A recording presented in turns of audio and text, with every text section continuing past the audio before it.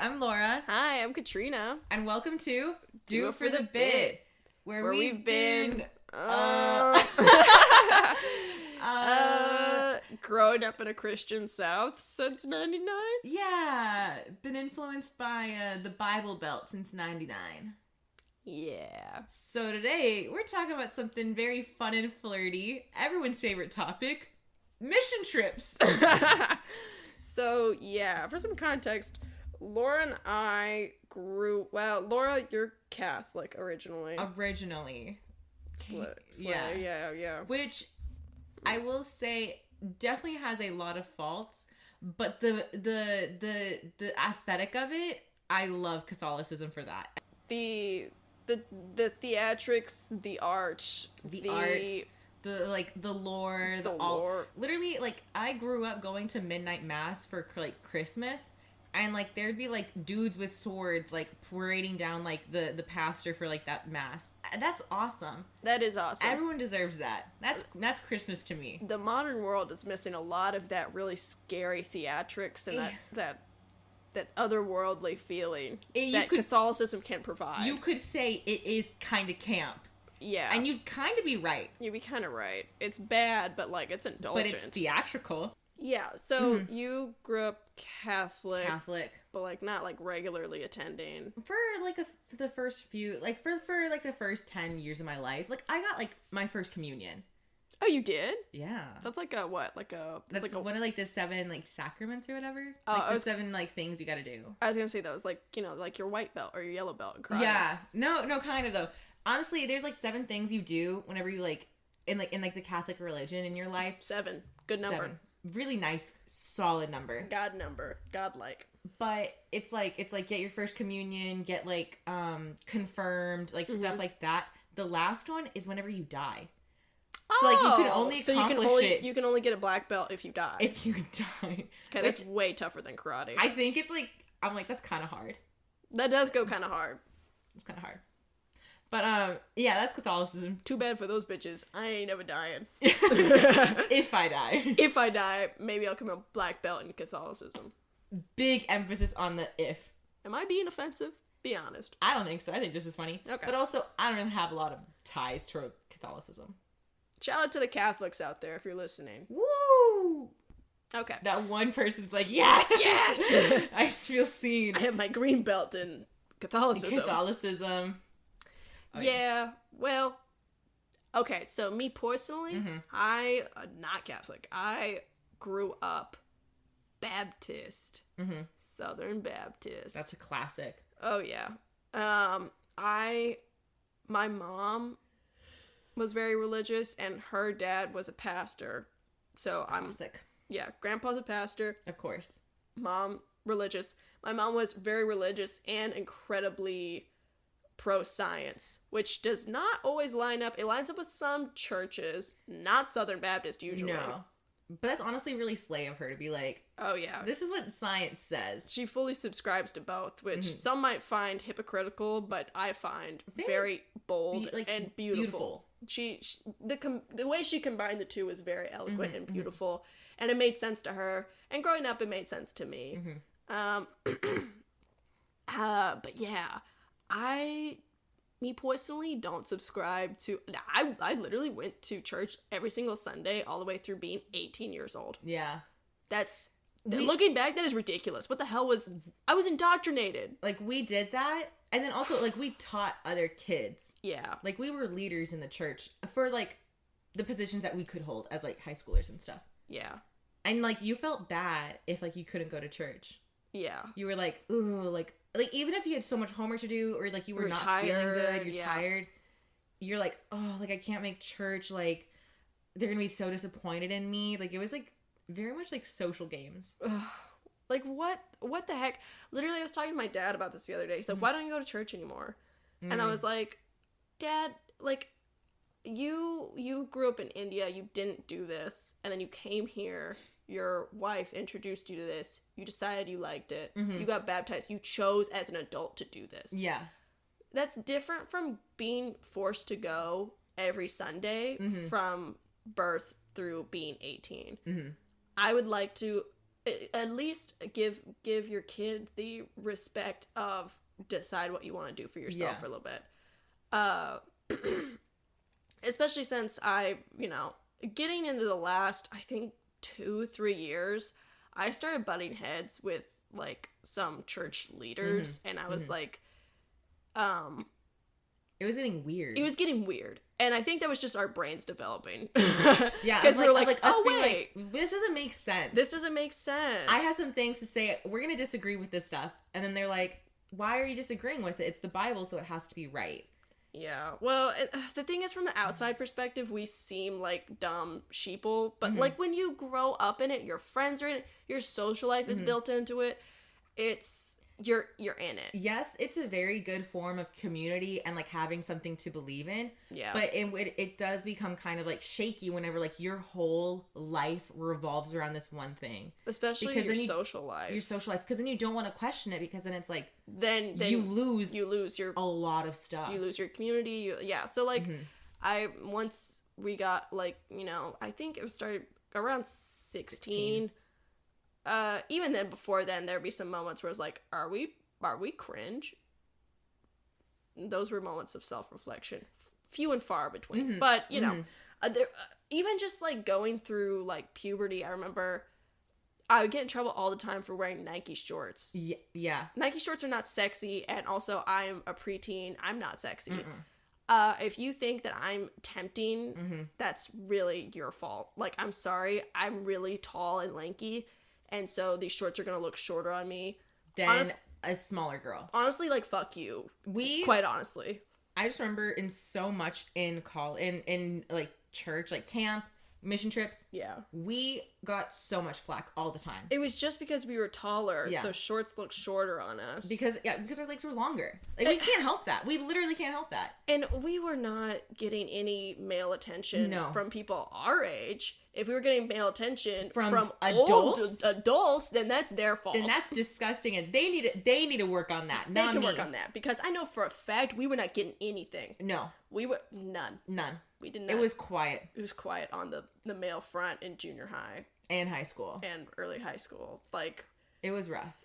But that's fine. That's fine. It wasn't rough. It was just like we were just don't look at me. I'm a preteen. I'm wearing, and Nike shorts are not cute. Anyways, sorry, that's like a whole other thing. But that really bothered me in junior high. I was like, I shouldn't be getting in trouble for this. No, y'all it's suck. not my fault. It's not my fault.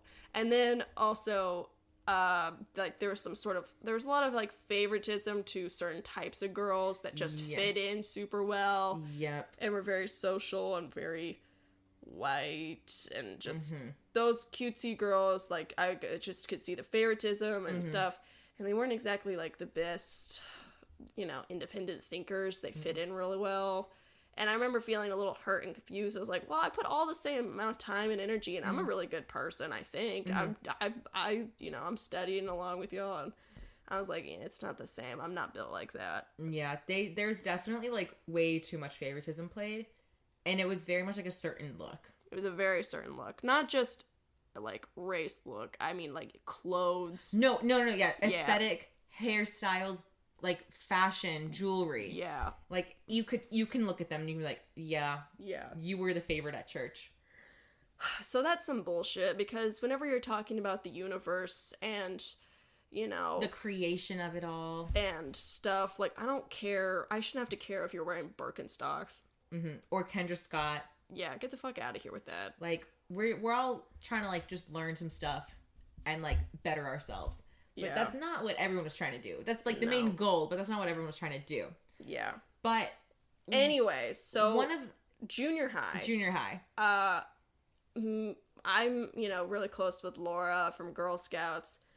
And I'm like, Laura, like, come to summer camp with me. Come to Jesus camp. Not to indoctrinate her. I just thought Jesus camp was super fucking fun. And honestly, after hearing all about it, like, to all talk about it, I was like, well, I'm jealous. I want to go to camp. And camp is fun. And it was super fun. Yes, there were lots of weird moments, but there was mainly fun moments because it's summer camp. Because it's summer camp, and you're just, like, out there with your friends, and you're like, okay, I just have to, like, go do this, like, one, like, little church thing, but then I can go do what I want to do, which is just, like, run around in the dark and, like, play games and just be with my friends.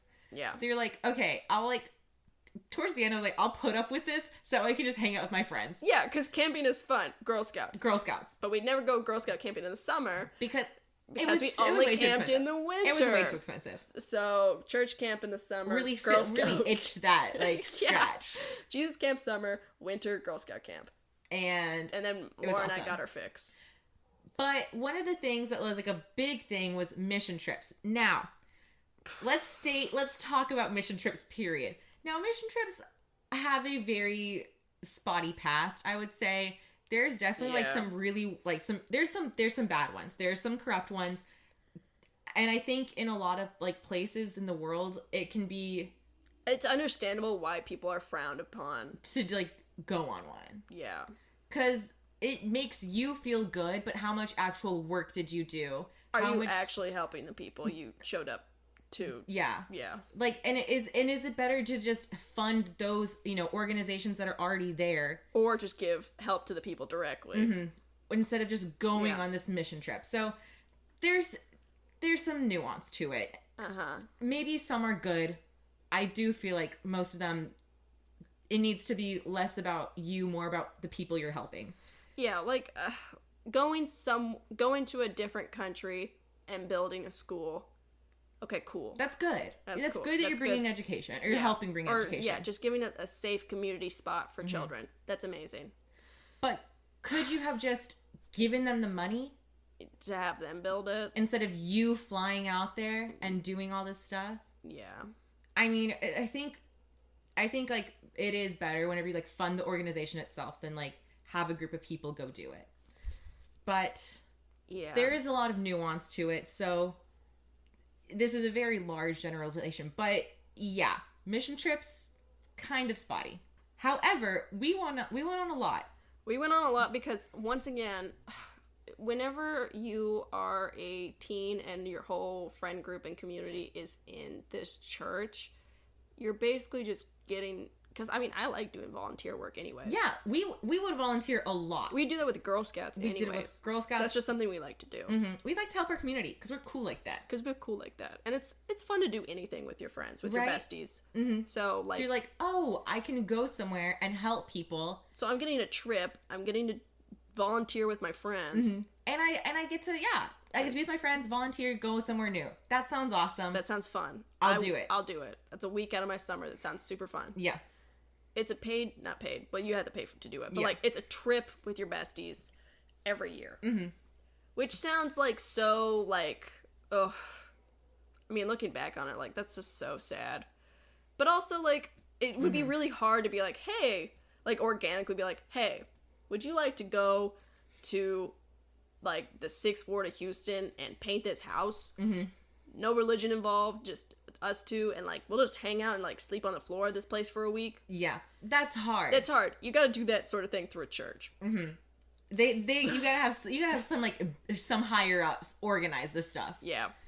So you weren't at this one, but no. In 6th grade, our church literally went to, like, I think it was the 6th Ward in Houston, which, I mean, it was pretty run down, pretty bad. And we just it was a swarm of, like, white 6th graders that just scraped paint off this old woman's house, and then we repainted her house, and that's what we did for, like, 4 days, and then we packed it up and went home. What is that? That is so strange. What it's good, I think. Yeah, that you're stuff helping, like that where you're, like, just helping a random person. Yeah, she probably it would help the house keep it in better shape for a longer amount of time. Yeah, that's good. But there's somewhere it's like,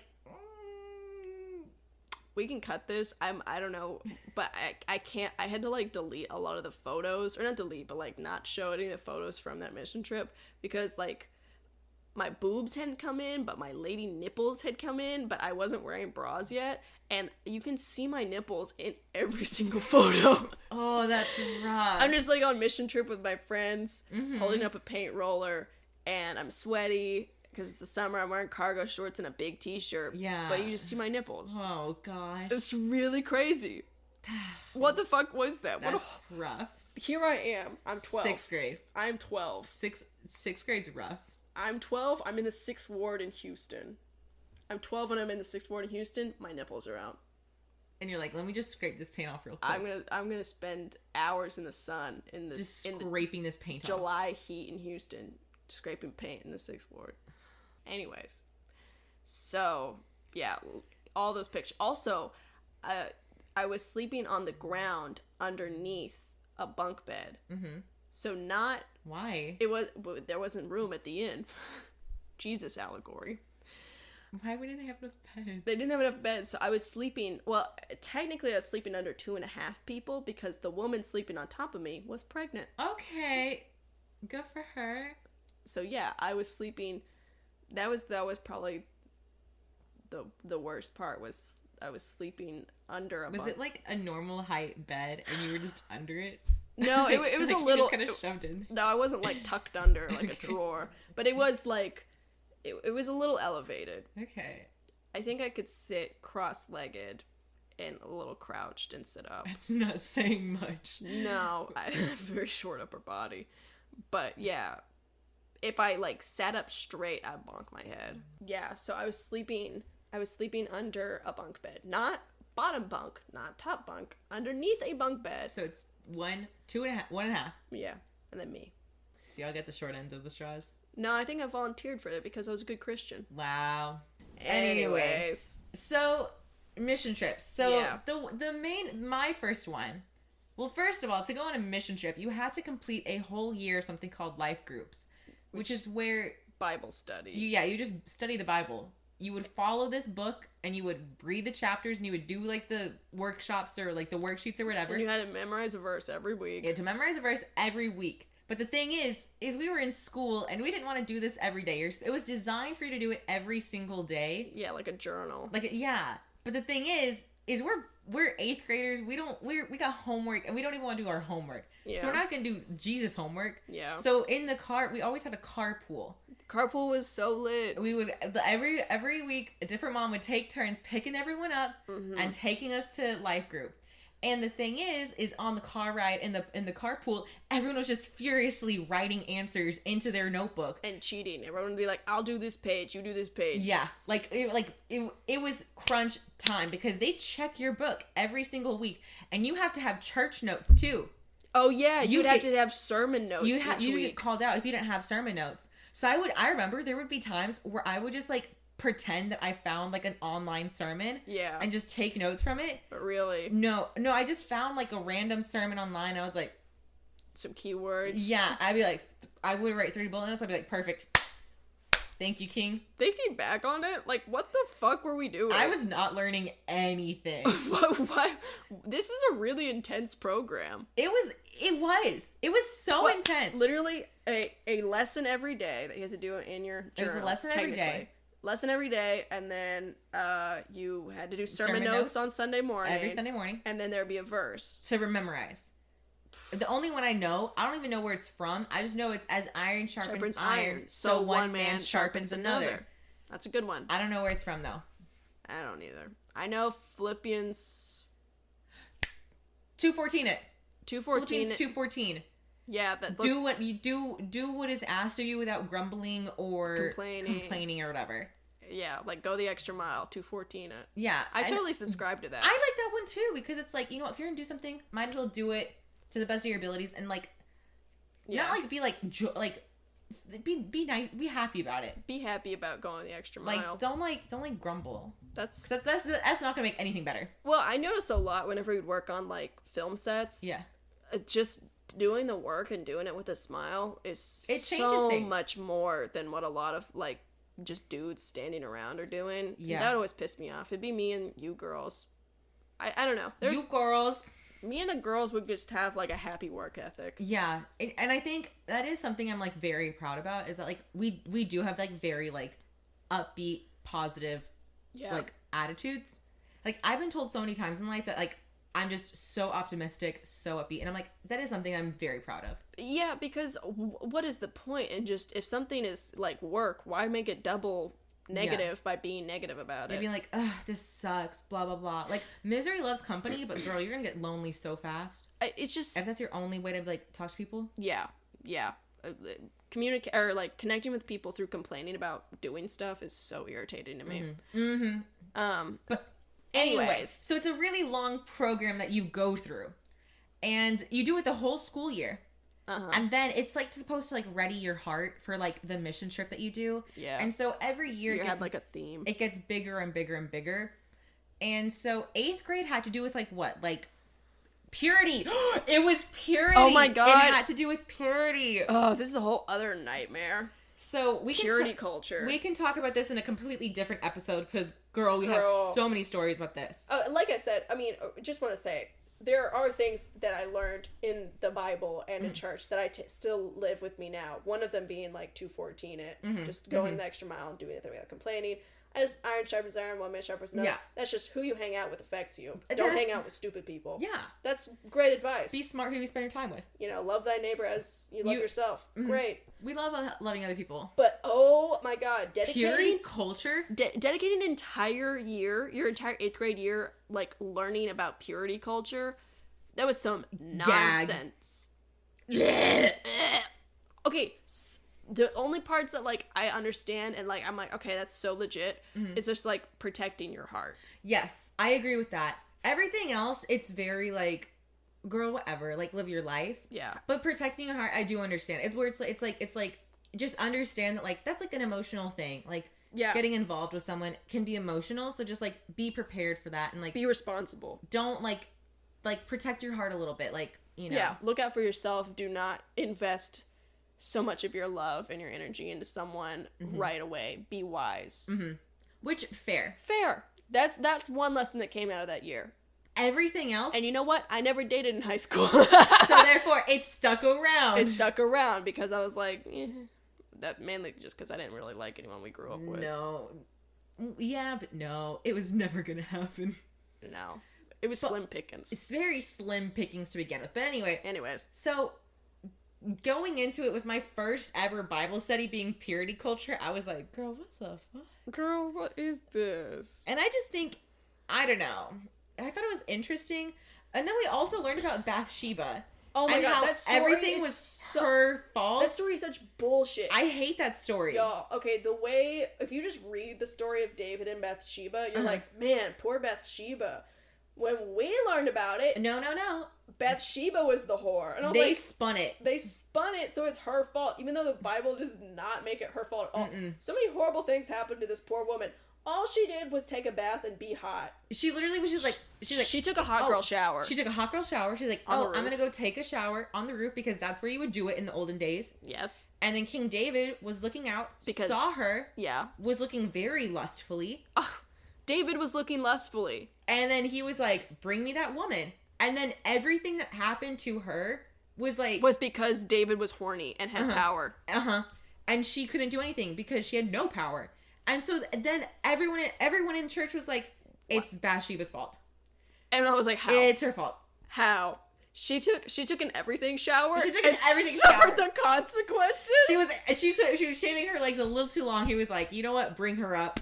Bring her literally up. What happes, she takes her hot girl bath on the roof. On the roof. Which she's so allowed to do. That's her prerogative.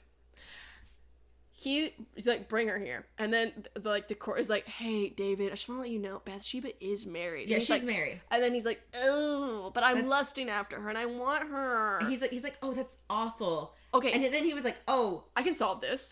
I'll kill her husband. Well, not directly. He was like, but I can't do it myself. No. Because then, it'll be bad. So I know what I'll do. I'll promote him. And send him to the front lines of battle. Where I know he'll get killed. He does die. He dies. Bathsheba, grieving. Is sad. Bummed out, majorly. And do they get married? Yeah. And he forces her to marry him. Yep. And they're all like, now Bathsheba, she was wrong. No, she was wrong.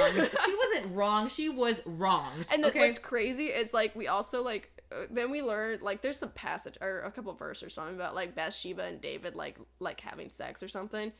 And I'm pretty sure. I don't remember totally. But I remember there was a lesson being like, okay, sex can be used as, like, a place. It's like God created sex as, like, a thing for comfort as well. So, like, I think either Bathsheba was grieving her husband or David was grieving something else, and they fucked. And they're like, so sex God created that so y'all could comfort each other. And I'm like, he's the cause of the problem. She wouldn't need to be comforted and fucked if he didn't kill her husband. If she was just left alone, nothing bad would have happened. Like, they would have been chilling. They wouldn't have known each other, but that would have been fine, because she would have been chilling. Anyways, so purity culture, we learned about it for a whole year. It was creepy. It was weird. It was odd, bizarre. And, but if you want to hear more about it, let us know, and we'll make a purity culture episode. Period. So, mission trips. So, 8th grade, purity culture for a whole year. And then, this year... is a new mission trip. Yeah. We have not gone... Usually, like, they go to the same places every year. Yeah. But this was a new year, okay? They'd never been here before. We'd never been here before. And we went to NOLA. We went to New Orleans. We went to Nolans, baby, okay? And my name's Katrina, so I'd been there before. And yes, this ain't my first rodeo. I had made that joke multiple times. In fact, on the drive into New Orleans... You said it many times. I said, oh, are we here? Looks familiar. And the guy, one of our, mission trip leaders, he turned around, he's like, were you waiting to say that? And I was like, yes. I remember he said that a lot, and I was like, it's funny, though. It's funny. Hurricane Katrina. It's still relevant. Here comes the hurricane, bitch! But so we went to NOLA, which is awesome. I love New Orleans. And we volunteered at a children's summer camp? Yeah, children's summer camp that was held at the church that we were staying at. So we were staying at like a theological seminary. Yes. Which is very beautiful. It was a beautiful place. That's like, if you don't know what a theological seminary is. Church college. It's church college. Yeah. Where you just study the Bible. And so they held a summer camp for kids to just, for kids in the area to just come. For the whole day. They would, breakfast, lunch. Yeah. And have games, go on little field trips. No, actually, we didn't go on any field trips, did we? No field trips, but they rotate between, doing, games and the rec thing, or they'd have a swim day. Yeah. And they'd have Bible study every day. Yeah. And so the thing that I think about now, they changed up the volunteers there. They had to change them up, every week. Yeah. Because we were only there for a week. Yeah. So those kids would get used to you and attached to you. And then you would leave in 5 days. But those kids were there for basically the whole summer. And that must have been really hard on them. That must have been, yeah. They never saw any of us again. No. Though at the end they would be like, promise me you'll remember me. And I'm like, yeah. I remember some of them, though. I remember some of them because some of them were terrors. Some of them were very sweet. One of them looked exactly like Nelson Mandela, but small. It's very funny. What age were your kids? My kids... Okay, before we get there. Yeah, sorry. So there are different groups. So we got separated into different groups. Hold on. Okay, so there's about 50 of us or something? Yeah. Okay, so there's about 50 8th graders. That might be too many. 40. And we're all broken up into vans. There's 10 kids. It must have been 50 because there was 9 kids a van. How many vans were there? There's 5. 40 to 50 kids. 40 to 50 kids going to New Orleans. Mm-hmm. We're 8th graders. And this is just big children being put in charge of smaller children. Why? Why? We really don't need us to come do this. No. So we were broken up into vans, and then you put in requests for your van assignment. Yeah. I'm I'm requesting Erica and Laura. I remember we divvied it up to where I would request you'd request Ray, and Ray would request me. So that way we all requested each other. Right. Because we were smart like that. We were so smart. We were 8th graders and we were so smart. But anyways. Erica somehow did not end up in our group. Okay, so you got all these kids broken up into vans, and then you basically only really see your van and work with your van during the day because all the kids would spread out, and then we'd all go sleep in our quarters together, wherever that may be. Usually a bunk bed situation. Mm-hmm. And so, yeah, and then whenever you drove anywhere else, you were always in that same van. Yeah. So you were with the same adult, and you were with the same college kid who was volunteering. Yes. So you would have your mission trip leader, college kid that would be there, and then your driver, and then you were with this family of horrible preteens. Like, we were awful. We were not good. No. We shook the van so much. Yeah. And our leader was like, please stop. Please stop. We put up, like, on the drive there, a little guy in our van, he actually left halfway through the mission trip because he got sick. Yeah, and then I did feel really bad. Well, on the way there, he fell asleep. Probably because he was coming down with something. He fell asleep with his head, like, between his knees. No, yeah, so he was completely hunched forward. And we were so bored, and I was eating chips. I was eating some Pringles. Yeah. I always got Pringles on me. Yeah, Laura always has Pringles on her. And we were like, oh. It'd be so funny if we put a Pringle chip on this guy's back, and then tapped his shoulder so he'd sit up, and then it would crush the chip. What's wrong with us? And we did that. We did exactly that. And it worked. But the thing is, it didn't crunch like it disintegrated. It just went crunch. Yeah. Because he gently leaned back and it just broke in half. And we laughed so hard. And that guy literally went home days later with a fever and like throwing up. And I just remember he turned around like, why? I'm not laughing at him. No. I'm laughing at how pathetic we were. Like, what kind of prank is that? He literally, like, sat up, crunch. And he's like... And then he just looked at us like, why? What? And then he went back to sleep. Presumably because his body was brewing like, a disease. So that was really fun. That was honestly, like, it made me laugh so much. And it makes me laugh now. It's probably, like, the meanest thing we've ever done. Which isn't bad. We're not mean-spirited people. We were just like, oh, it'll be kind of funny. Like, haha. But anyway, so I guess let's go through our van, right? Yeah. So who's in the van? We have our... Now, for their anonymity's sake, we are yassifying their names. By giving them new names. By giving them completely new names. AKA... we're telling lots of stories about other people. And we don't want them to know that we're talking about that. We don't want them to know. Okay, so we have our adult... leader. Our adult leader who was driving the van. Yes. She was a bit odd, a little funny. And as an 8th grader, we didn't click. No. But now that we're, like, older, we can reflect and be like, no, she was a funny bitch. She was a funny bitch, but at the time we thought she was really dorky. Yes. But now I'm like, I would love to catch up with her. Mm-hmm. She seems cool. Doing good. I hope she's doing good. She's gonna be Miss Anderson. That's Miss Anderson. Now, we're not gonna yassify this guy's name. No, because he's probably never gonna hear this podcast. His name was Reed. He went to... No, actually, I'm not gonna say he went to my college. You're about to dox him. Yeah, but he was in choir. He was an a cappella college man. He was in choir, and his name was Reed. Moving on. He was like chill. He was chill. I didn't mind him. Now we have Mike, who is a big guy. Like big, muscular. He wasn't in our van, but he is in... Wait, no, he's not in our van. He got switched over to our van. Ended up working in our circuit. No, he went from ours to another person. Oh, that's right. So he drove up with us. Yeah. Okay. So Mike was a big guy, a little hyperactive, but he was a really big as in muscular. Yeah, big. Yeah, like big as in tall, very strong. Mm-hmm. Yeah, Mike. Then we got Dallas.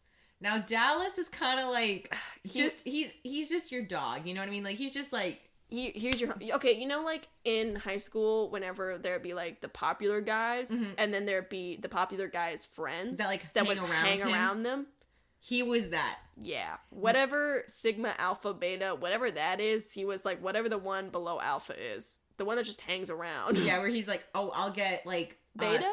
Clout. I'll get floating clout. Yeah. He's, like, a nice guy and probably could have stood on his own, but instead he latched onto a popular guy and got harassed for it.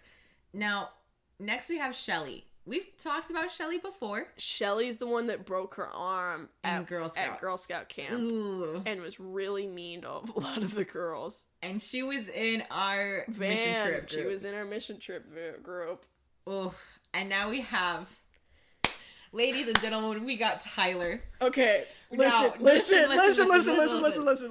As 14, 13-year-old girls, this was the hottest guy I've ever seen in my life. This is literally, we were talking about how it's slim pickings. like except for him.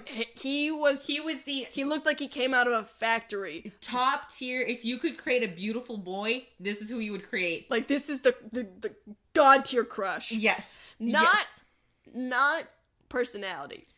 God, no. He knew he was hot. He was hot for a 13-year-old boy. Which is crazy. That's a lot of power for a 13-year-old boy. And 13-year-olds suck already. They already are horrible. For them to know, bad. So he knew he was hot. Yeah. And he had an awful personality. Such a douchebag. But God, I would shut down. Yeah. Like, I couldn't look him in the eyes. See, here's the kicker of it all. Yeah. He was my partner. Yeah. So I had to talk to him every single day. So eventually, one-on-one, y'all taught small children together. We taught small children together. About Jesus. Yes. He was way too evil to be on a mission trip. He was not nice at all. He was, like, really mean. He was really mean and really very sexual. Very stuck up. Like, such full a of himself. Snooty narcissist. But God. But damn. As a 13-year-old, I was like, okay, not me being, like, paired up with Tyler. Like, And then we have our last, he wasn't in our group, but we do have a lot of stories that contain this guy. So we're going to call him Forrest. Now, Forrest is like a forest. He's quiet. He's quiet and he's tall and he lumbers. And he doesn't really talk to anyone. He's like, he's with the cool kids. He's popular. But he's not silent. saying much. He's silent but popular. It's a very perplexing thing. Mm-hmm.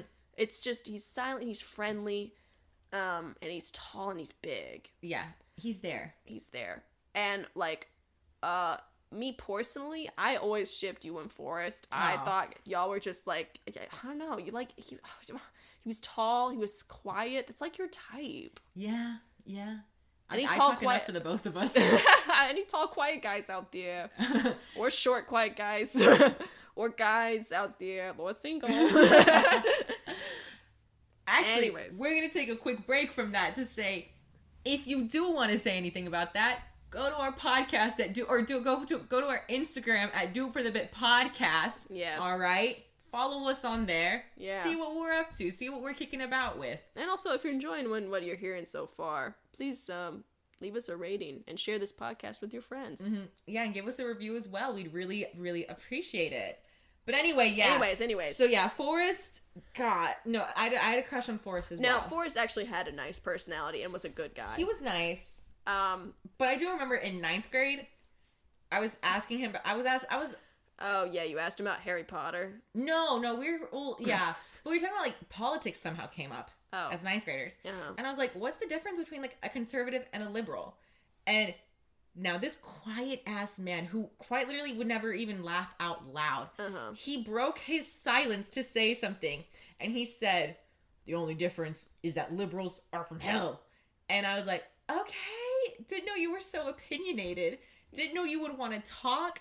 Didn't know all this stuff. And back then, I didn't really know what politics was. Yeah. But now that I do, I'm like, ugh. But also, this is Texas. Yeah. And he was a big sweetheart and a Southern gentleman. But also, he did have the same upbringing that lots of little Texans kiddos had. So, you know. Anyways, that's Forrest. Forrest would be like a legit crush where it's like your heart is invested in. You're like, oh, Tyler, it was purely like this is physical. It's like out of my control. Mm-hmm. He couldn't help it. Just piercing blue eyes and a Bieber haircut. And tan skin, like pretty tall and lanky, not like you know. And I just want to say, I remember he went to my college, my freshman year of college, went to the same college. And I passed by him one time, and in my mind I was like, was that Tyler? And I was like, oh my gosh, he is still so hot. He only got hotter, man. Nightmare. It was the worst, but I never had any classes with him, so I never had to interact with him, but we would pass by at the same time, like during class change, and I was like, oh my gosh. I'm sure he's a super villain now. Dude, I know he must have been in like some frat and like just gone crazy. I know he turned into I mean, he already was turning into a monster. But anyways, I remember you would tell me about him like at whenever he also worked at the same water park as you later in high school. Yeah. And he'd just be like, yeah, like I just came back from this threesome. Yeah. And he wasn't bragging. He was just being legit. He was just like, no, here's how my day's been so far. Yeah. He's like, oh, and I'm really tired. He was like, high a lot. And I'm like, girl, there are kids swimming who don't know how to swim. And you were in a leadership position. Like, take responsibility. This is life or death, Tyler. Gah. Anyways, if you're listening and you're good looking, develop a personality and choose kindness, because it's so easy to turn evil. Just don't be mean. Just be nice. It's literally like not that hard. Majority of women are beautiful and nice. So why can't you? Anyways. To quote the Alamo Drafthouse intro reel, be excellent to each other. I love that line. That's a great thing to say. I'm like, I will be excellent to my fellow film-goers.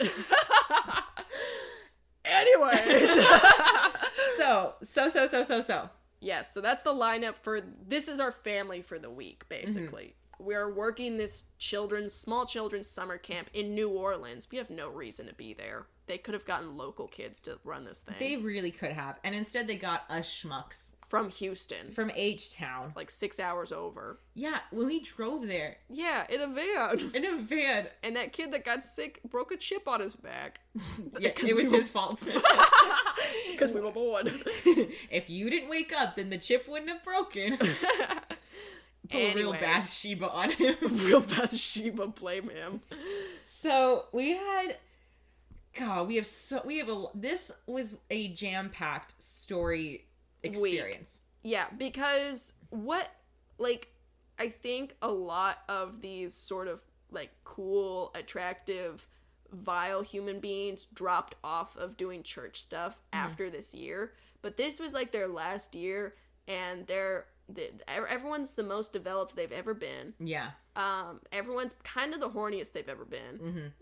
Which you can't really do much with, but you know what you can choose with that stuff? Chaos, nonsense, violence, breaking rules. And just, like, overall, like, really bad behavior. Like, mission trip or not. If this was just a normal, like, trip or, like, a summer camp, like, this would still be everyone be in huge trouble for the things that happened on this trip. Yes. We made a lot of adults cry. We did. And not us. Not when I say we. No, I mean, not us.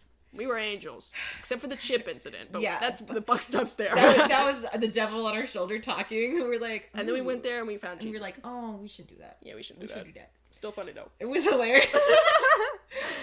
But everyone else was like, I'm going to choose chaos and nonsense. Chaos, horniness. And not even horniness, it's just that the horniness manifested into rule like, breaking. Yeah, because you want to like property destruction. Show off and flex, but you can't really do that because you're 13. Yeah. So you're like, I'll just be bad. Yeah, 13, 14, yeah. You're like, and then, it's be a little bad boy and cause complete a mess. Yeah, so, okay, one of the stories, let's pick. Let's go into it, I guess, yeah. So, like, okay. So we're all there for a week running this children's camp, okay, which we'll get into. The children's camp itself was already kind of insane. Yes. But we'll get into that later. But on the note of this newfound horniness in all of us and just chaotic puberty energy, a lot of things happened. Basically, there was this, like, we weren't in it. We weren't in it. We were probably, like, playing Foursquare at the gym. Yeah. Or shooting around or something. Like, we're probably like, playing basketballs. Yeah. Basketballs. Those basketballs. Those basketballs. But we were probably, like, playing foosball, hanging out. Just vibing. During our free time in the evening when we weren't working for free. Or maybe, like, walking around the grounds, because it's a really beautiful place. Yeah. But across the way, apparently, a giant cake fight happened. Broke out, and they took like this chocolate cake and first of all started throwing it in the hallway. I don't know where they got the cake. I don't know. I think they bought a cake at a grocery store. One of the vans bought, like, the kids went to a grocery store and then bought a cake, And then the cake, like, was, like, expired, supposedly. Or that's what Shelly was telling everyone. She's like, oh, we had to throw it. It was expired. And she thought she was so funny. And there was just, like, cake in a hallway and, like, on the walls and outside. Everyone was throwing cake at each other. Everyone was throwing cake. And to keep in mind, it was outside during the summer. So it rained a lot in New Orleans. Yeah. And people were covered in cake and mud from this huge cake fight that lasted a very, very long time. There was this cake fight, and then they ran and then jumped in the mud or something and turned into a mud fight, which gross, but also, like, come on, that's like the cliche horny shit. All these popular guys and all these popular girls decided they just had to wrestle cover each about other nothing. In cake and mud. And then they were like, oh, we're dirty, we want to go back inside. But there's no showers. So instead they decided to jump in the pool. Let's go run into the pool and jump in it. Which, you know, if you jump in a pool covered in mud, then the pool is full of mud and cake. And so someone has to clean that. So, and it wasn't just one person or two people. It was like 10, 15 people. Yeah. So it was a lot of people. It was a lot of mud and cake in this pool. And that's really gross. That's so gross. And the lifeguard was so pissed. Because there was nothing he could do. It's not like you could stop a stampede of 13-year-olds. So, he was really pissed. And I remember that night, me and you and Erica, we did not know what was going on. But, like, we all got called into... We were minding our own business. Yeah, we all got called into somewhere. We got called into the lobby of, like, because we were staying in, like, the dorms of the seminary, and so we got called into, like, the lobby of the seminary. We all sat there uncomfortably. All like, the adults were like, sit down. Y'all sit down. Sit down. We're sitting down right now. I think one of the adults was already, like, tearing up and crying. Yeah. And we were all like, what's going on? What's going on? Like, we're like, oh, is this, like, you know, an update about something? Or, like, I thought it was, like, something, like, had to do, like, the trip itself. Yeah. Not, like, trouble. And I think this went on for, like, an hour. I think it was an hour long. Yeah. Where we got lectured. We got lectured about how inappropriate that was, how we were so disappointing to them. We were so disappointing to them, and that they had never... in the history of our church had such bad behavior happen before. Now, keep in mind, impressive. We're clueless. We're like, what happened? What are y'all talking about? And, like, I think one of the other, like, good little kids was like, what happened? And they're like, we're not going to talk about it. And it's like, I was like, what? This isn't fair. Yeah. I didn't do anything. Let me in on what the juice is. Because I want to clear my name. I wasn't there. Whatever you're talking about, I wasn't there. My hair's wet because I took a shower. Please, I wasn't there. Please. And I just remember this one of the ladies was tearing up. And she was crying. And she's like, this is not what my Jesus stood for. And like, yeah? Like, girl, well, yeah. But also, like... Come on, man. This is just basic bad behavior. This is bad behavior. I'm not going to comfort you that you're crying at this. Like, there's a lot of reasons to cry over, like, what your Jesus wouldn't stand for. This, not one of them. Not one of them. Not one of them. Like, immigration issues, homelessness, poverty, yeah. You can cry about that. My Jesus would not stand for Would not stand for that. You cry about that. That's a good thing to cry for. That's fine. This... Yeah, they were really bad. You could be angry. Don't cry. Yeah, you can be like, girl, like, come on. That was embarrassing. Yeah. You know, you represent the church. But instead, they were just lecturing us for an hour about... And over half of us didn't even know what was going on. Yeah, it was... So that was just really, really frustrating. That was... Honestly, I was really mad. It was like, so iconic, honestly. Like, what the fuck? Yeah, you're not even going to tell me what happened, and I have to sit through this lecture still? Yeah. Even though I didn't do it. I didn't do it. I have no clue what you're talking about. So yeah, that was the biggest thing, but there was also a bunch of other things, smaller things where people got in trouble. I think, let's talk about one of the girls in our group, Shelly. Yeah. Now, Shelly has already caused problems for us before in Girl Scouts. Yeah. She's in our group now. And on this mission trip. Once again, mission trip. We're supposed to be focusing on so well behaved. Doing good for others. Because, like, if the thing that they really try to instill in you, they're like, if no one knows Jesus, you need to be the example. Like, you need to be acting well and good and be, like, an example and a representative for Jesus. Yeah. Like, excuse me, Saul Goodman, I'm representing Jesus, you know what I mean? Like... Yeah. We were supposed to be on our best behavior to inspire young children to follow Jesus as well. Because then they could be just like us. Yep. Just... Which... lame. But it's, if you're going to volunteer somewhere in a different city, be on your best behavior. You're a guest. Yeah, that's not your city. That is not your city. That's not your space. No. Be nice. And also, we were all, like, 13. And I just don't appreciate, like... Listen, if you're gonna, you know...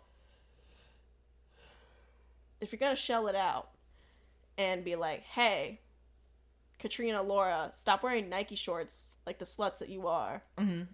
Then maybe if we're gonna have that energy, let's make sure that everyone deserves it. That everyone gets it. That everyone gets it. Especially whenever you are on a mission trip and you are literally cuddling and, like, laying down in a van together and giggling on our way back to Houston after this whole week of just shenanigans, debauchery, of just craziness. These two kids, Tyler and Shelly, are laying down so we're in those 16-seat vans, right? Yeah. And they're laying down. Shelly is on top of him in the front row, right next to Reed and Miss Anderson. Yep. They're all snuggled up with each other. And because there's supposed to be 3 people to a seat and our luggage is in the back row or whatever, they made Tyler's best friend there, Dallas lay sit on the ground for like 3-4 hours. Yeah, that's a long drive. That's a bumpy drive. They made him lay on the ground, sit on the ground, while Tyler and Shelly were all snuggled up. And, yeah. And that's... I just want to let this sink in. They were snuggling for hours. And everyone saw it. And literally, we just all rode and just accepted it. No one said anything. No one reprimanded them. No one was like, hey, that's inappropriate. Hey, y'all shouldn't do that on a mission trip after just learning about purity. They're like, this is just how it's gonna be. So when we wear shorts, we're whores. But whenever someone is snuggling with someone in the front seat and making their fellow man lay down on the ground of a van for hours, it's quiet. So clearly, there were some favorites. And literally, okay. I felt so bad. I mean, he was also kind of douchey, but Dallas, he didn't deserve that. If he had just left them and just been chilling on his own, I'm fairly certain he was removed with some force. Like, get on the ground. They wouldn't stop calling him a dog. They would, and they fed him dog food. They fed him dog food at some point. This is what I'm talking about. Like, we were all evil. Like, they fed him dog food. And Shelly kind of was saying a lot of slurs that week. She was. I forgot all about it until last night whenever we were talking about it. And I was like, she was acting very inappropriate. Saying very inappropriate things that she should not have. Or it was like half slurs. But it was just a bunch of... It's just whenever, like... she just thought she was so cute that like the rules did not apply to her. She was so funny. She was so in with the boys, so edgy. She really thought that she really did think that the rules didn't apply to her, and they didn't because no one enforced them to her. No one enforced because everyone was like, oh no, like if this was a school event, you would not be allowed to like lay down with a guy and force that guy's friend to lay down on the ground, the dirty ground of a van. It's just not polite, religion or not. That's just not cool. These are two people who knew they were good looking at too early of an age and decided to choose evil. They were like, well, no, I've never faced any consequences before, and so I won't now. And they didn't.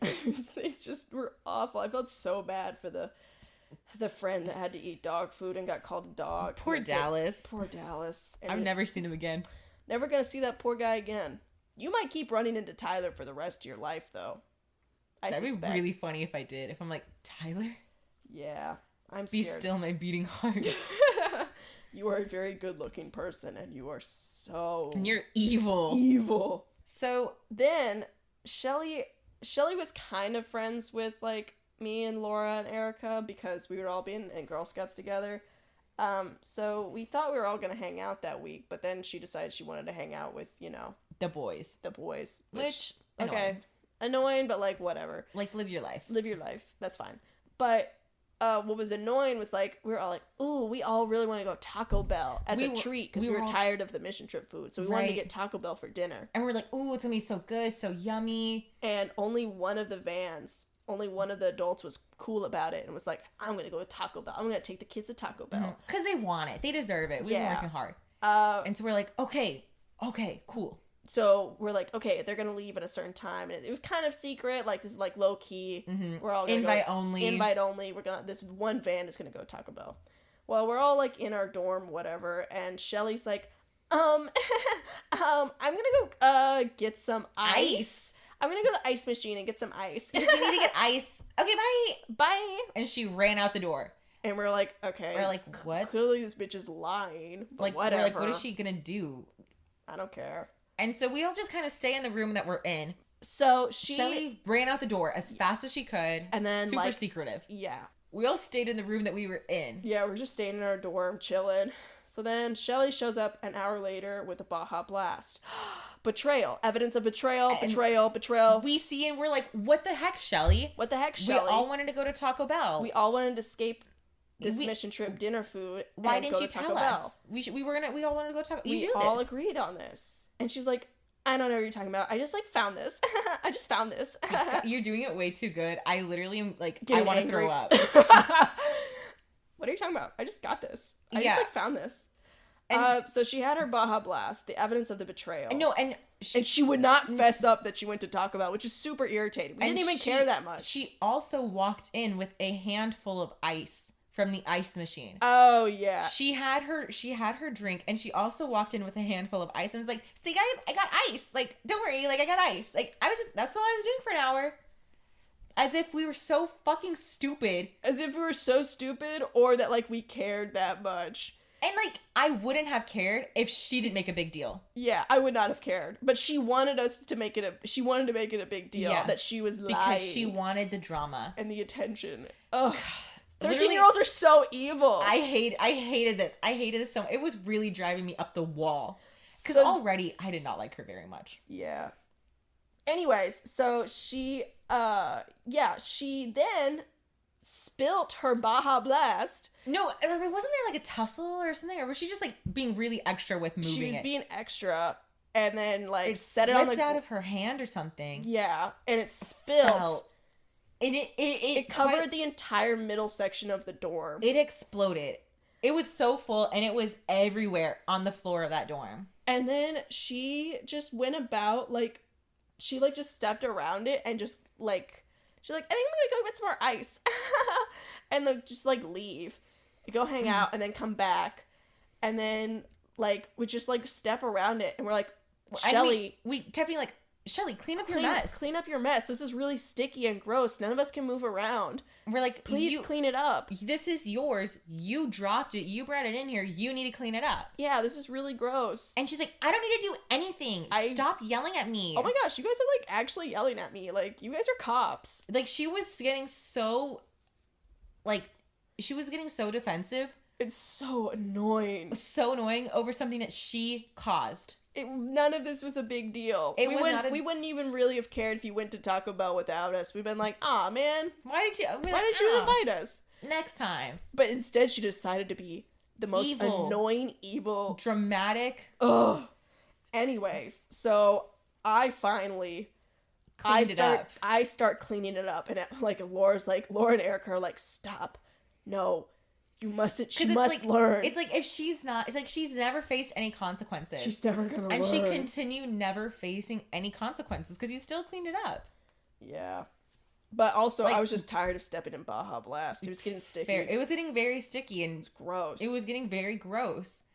But yeah. Anyway, so there was that.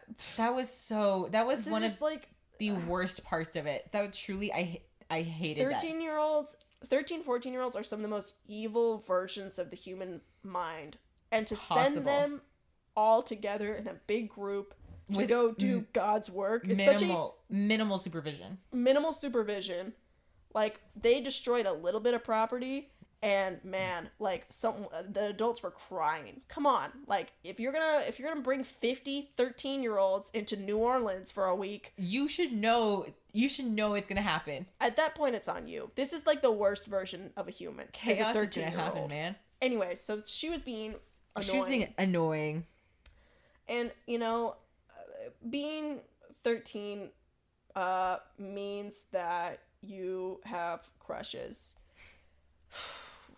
And you had a big crush on Forrest. I did. The tall, silent one. Yes. And we were on the way to morning Bible something. I think it was in the evening.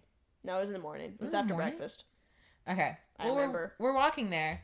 We're walking over to the chapel. Now, keep in mind that this is a beautiful, lush, garden. New Orleans. It's New Orleans.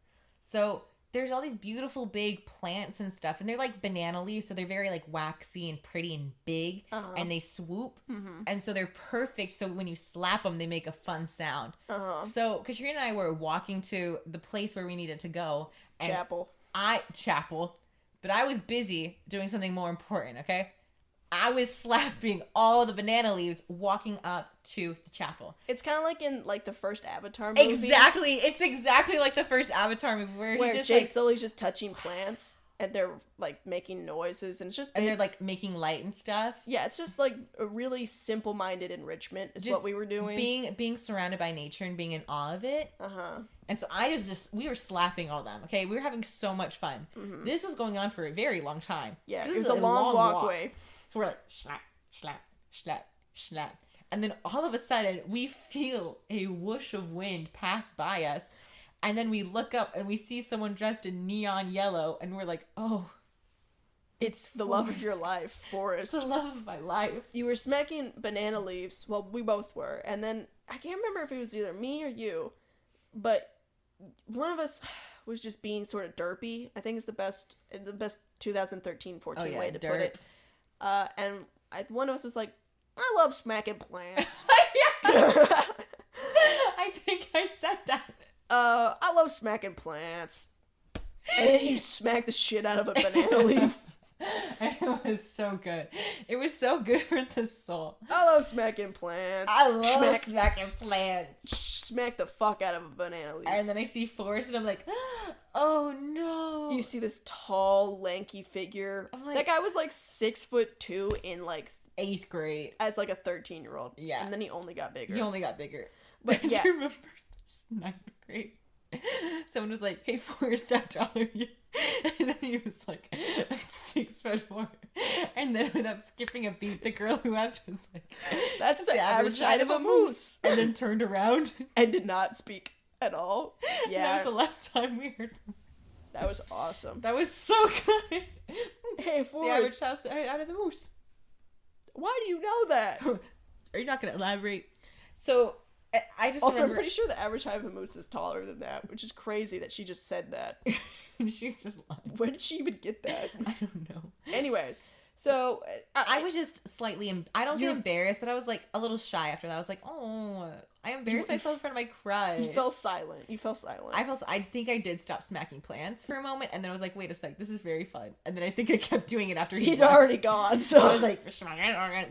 Yeah, and you know... Picturing this crush, I mean, this is a 6'2", 13-year-old. He's silent. And he would always dress in monochromatic and neon. Yeah, monochromatic Under Armour neon. Because at the time, you know, what else are you going to wear? It's 2013. It's 2013. You're in 8th grade, bro.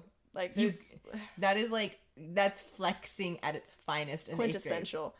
We referred to him as a traffic cone a couple times. Yeah. Not in a bullying way. But we're like, I can see you, man. I can see you, man. You are high vis. You for are right no there. reason. You're already a 6'2" to 6'4" 8th grader. Like, I can see you. But you're also bright orange. Which is awesome. High vis person who...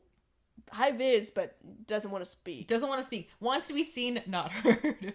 Purely. And I just remember there was a playground on the seminary, and like all the cool popular kids got on like this carousel or this like merry-go-round or whatever, and it was like one of those spinny things, right? Oh yeah. And everyone got on it, and everyone was like, Forrest, push us, because he's the biggest. Big. He's the biggest, and he was like in like football and stuff, so he's pretty like decently strong.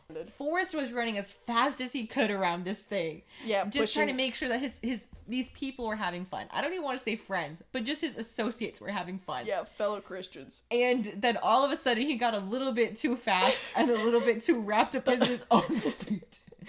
And top heavy. He fell smack face first after spinning these people. So they into the dirt ground. They can't help him because they're going by too fast. Because they're going by too fast. And he's just laying face down in the ground. And the thing is, he didn't say ouch. He didn't say ow. Does a tree in the forest make a sound when it falls? If no one's there to hear it? No. The answer's no. No. It Many doesn't people make a were there sound. to hear it, and he said nothing still. He said nothing. Everyone was just kind of like, hey, Forrest, are you okay? He's and like, he said nothing. He stayed face down on the ground for like 2 minutes.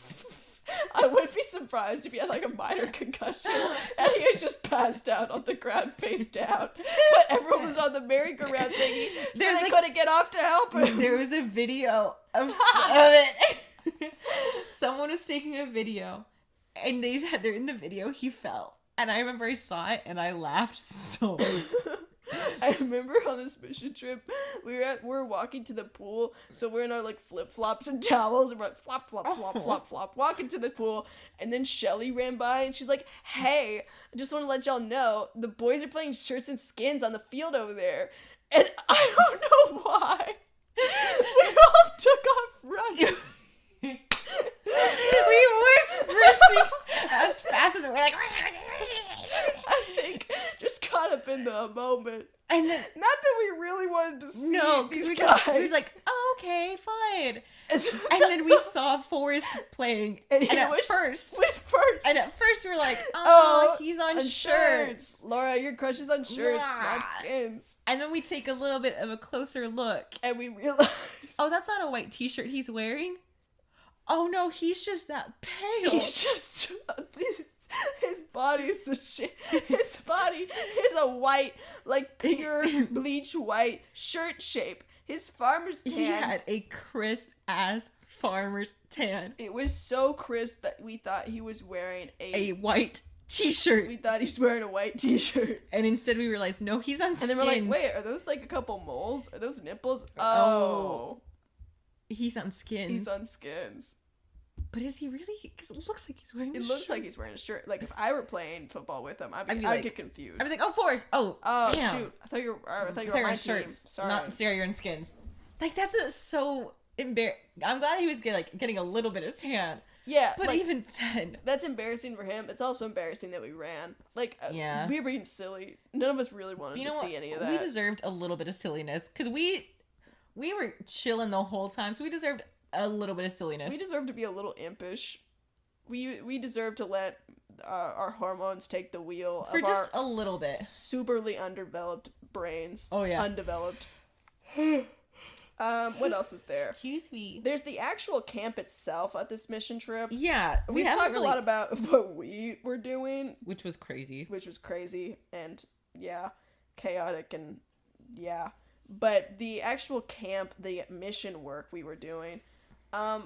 We were told wrong information. We were told information about someone who had really studied the fantasy of New Orleans, but not really actually been there and interacted with them and realized they were normal people. And we were told, don't be surprised if the children you're working with, if they take their time, they eat their snack real slow. Here in New Orleans, we take things slow. We move on a different time. Yeah, don't rush them, No, kids are kids. Kids are kids. They're gonna do what they want. They don't care where they are in New Orleans. They're hyperactive.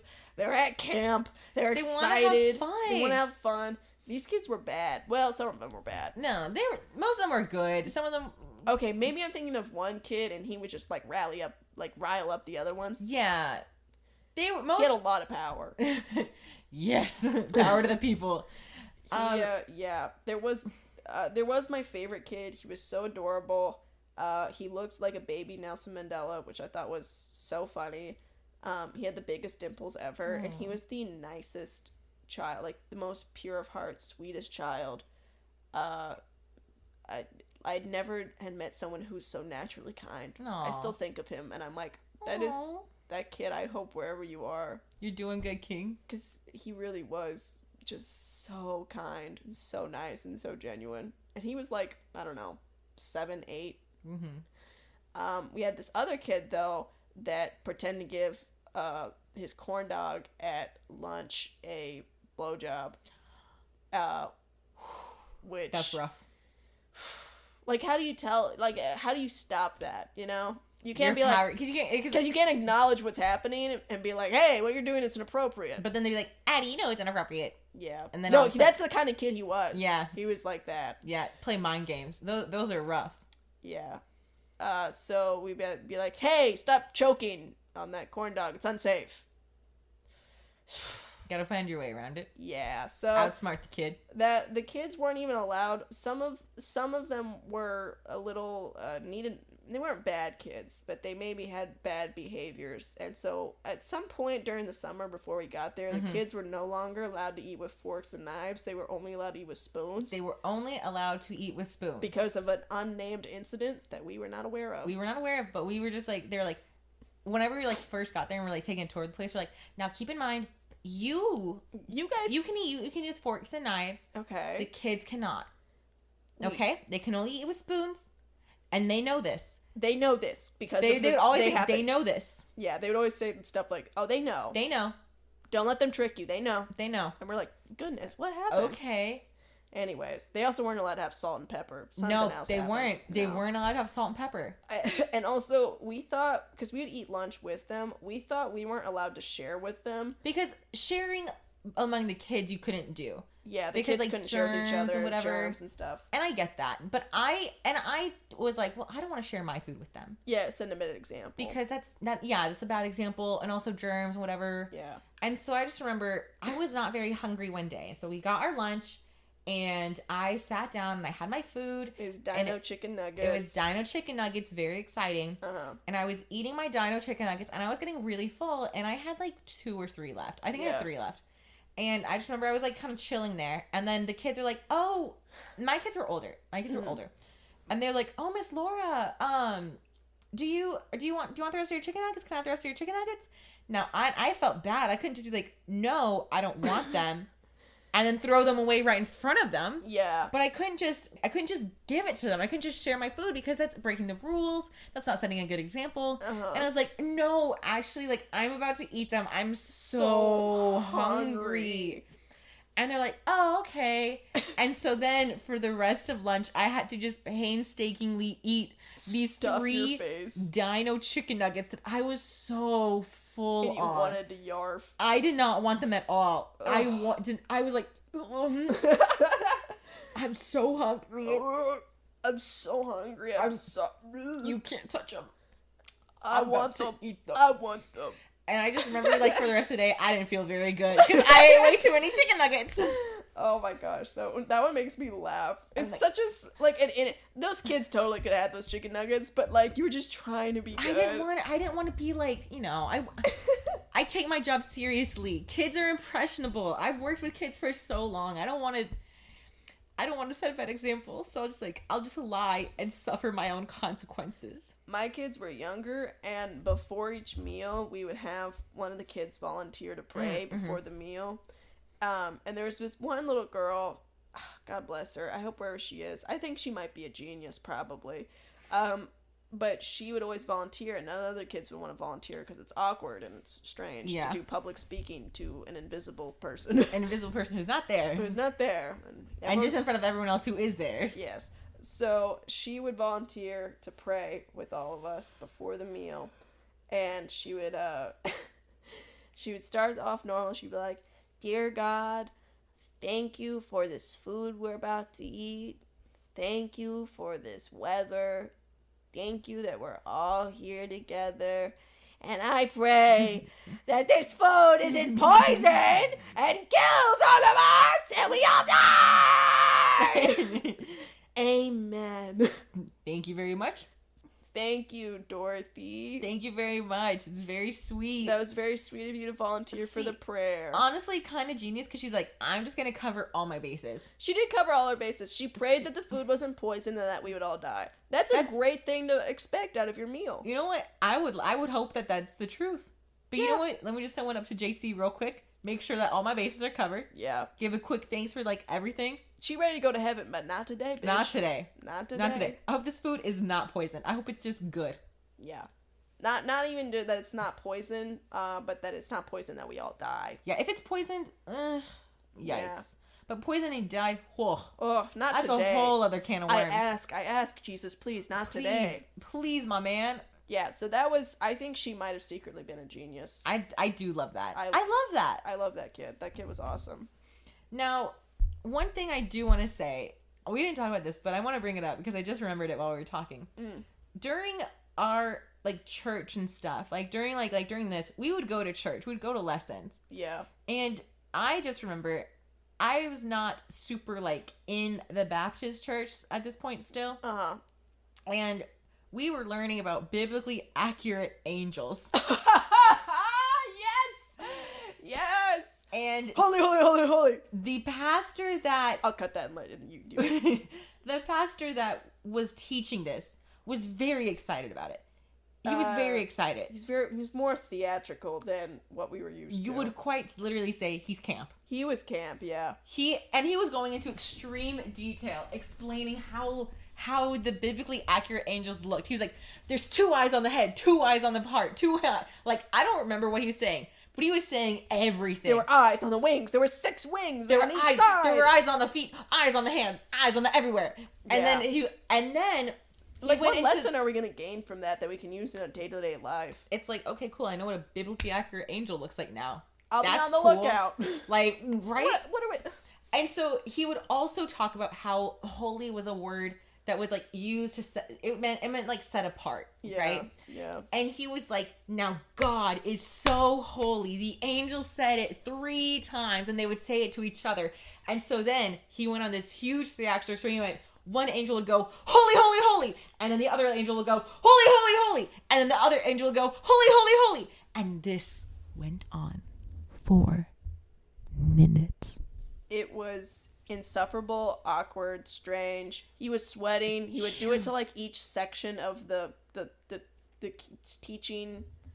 He was teaching to like 100, like I don't even know where we were. We were at like some church or something. I don't even know.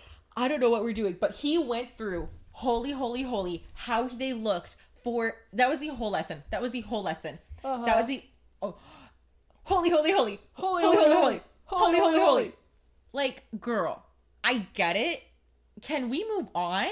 Yeah. Sometimes, the lessons we'd be learning, like the next year at the Chicago mission trip, the lesson was 2:14, Philippians 2:14. And it's like, do hard work without grumbling or complaining, and just go the extra mile. That's awesome. That's noted. That's a great life lesson. I'll write that down. Yelling at us about what biblically accurate angels look like. I'm like, okay, well, this would be like a cool YouTube video, but I don't understand why I'm having to like... Why are you yelling at me, man? Why are you yelling at me? Why am I in New Orleans? What is going on? I'm just chilling here. I'm just trying to teach a summer camp, and you're not really giving me anything to work with. No, he was not giving any good advice. No good advice, no life lessons. He was just yelling telling us how they looked. But that was super funny. That was very funny. Like, looking back on it, I'm like, what was his goal with that one? Some of the other adults on this trip, there were some characters. They were like the parents of our peers that would just always be on these trips with us. And one of them, well, there's a couple of odd ones. There was Miss Anderson. Who was our leader. Who at the time we were just like, man, she's so annoying or whatever. Mm-hmm. Looking back on it, she was camp and hilarious. She was a funny bitch, okay? We didn't understand it because we were 13 and we were awful. But now that we're 23, 10 years later, we get it. She was my Jesus camp, our Jesus camp, like, leader one year for summer camp. Yeah. And I remember I did not know what the word kink meant. what? Why did this come up?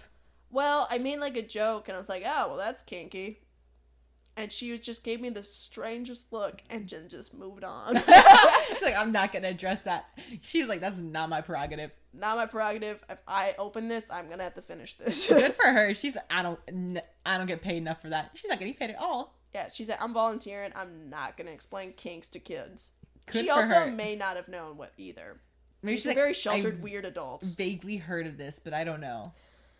Anyways, but yeah, I remember it was like, there was a super bad downpour rain one day because, it's summer and we're in New Orleans and trying to run a summer camp.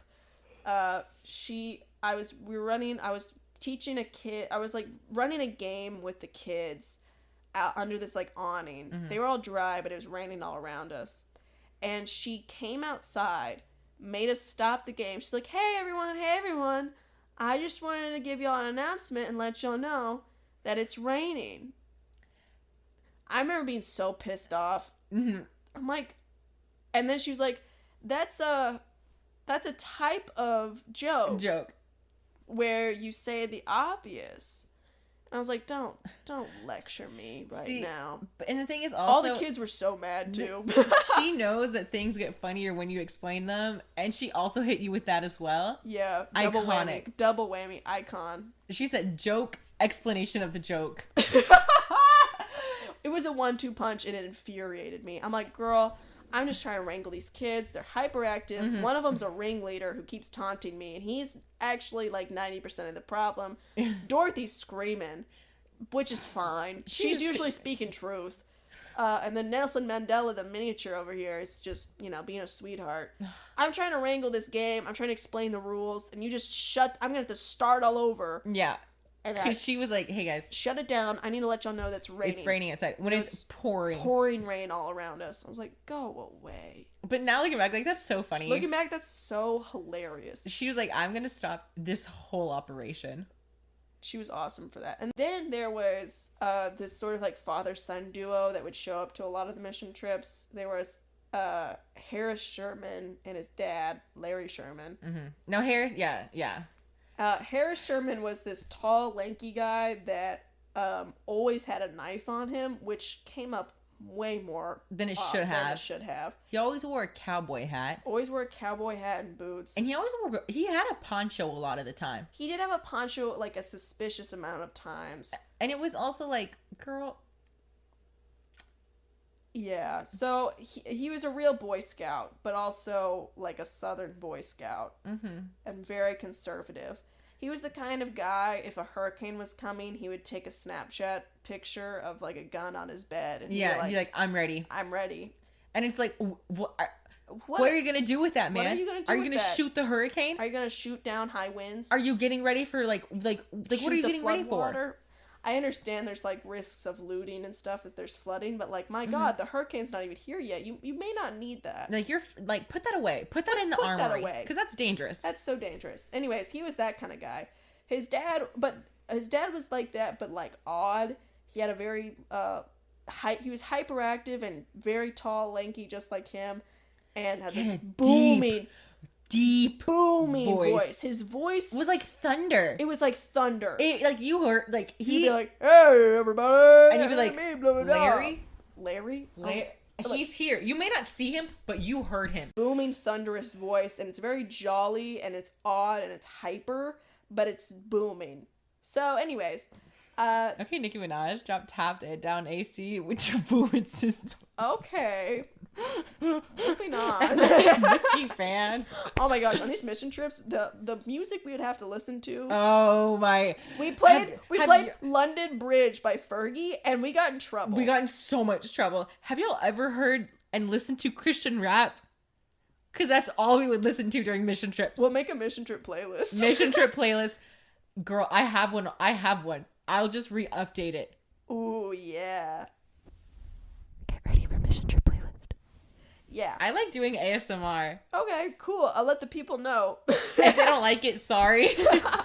But yeah, so what was I talking about? Oh yeah, Larry Sherman. Larry Sherman, which was Harris Sherman's dad, was on this mission trip, and he wouldn't stop interrupting the morning briefings to interject jokes, which was really pissing off the main mission trip leader. Is also super funny. That is like so funny. He's a real funny bitch for that. Like he was annoying everyone. Me and Laura personally, we thought it was hilarious even back then. It was awesome. He'd be like, everyone was so tired because we're working in the summer. It's hot. We're sleeping in bunk beds. We're getting like, up no one's early. Sleeping good. No. And for him to be like, hey, you're saying some really important stuff about today's like activities.